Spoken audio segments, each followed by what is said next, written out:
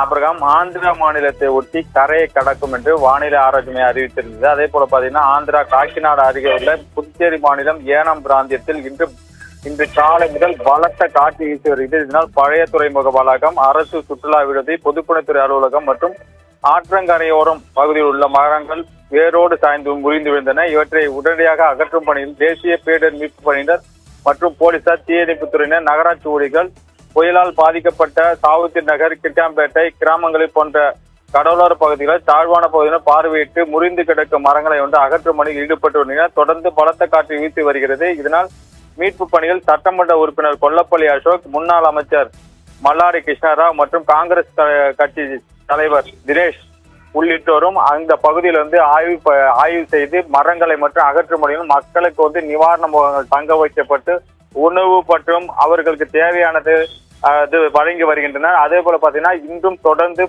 பலத்த காற்று வீசி வருகிறது, மழையும் பெய்து வருகிறது. இருந்தாலும் அரசு அனைத்து விதமான முன்னெச்சரிக்கை நடவடிக்கை எடுக்கப்பட்டுள்ளது. ஆபிரகாம்.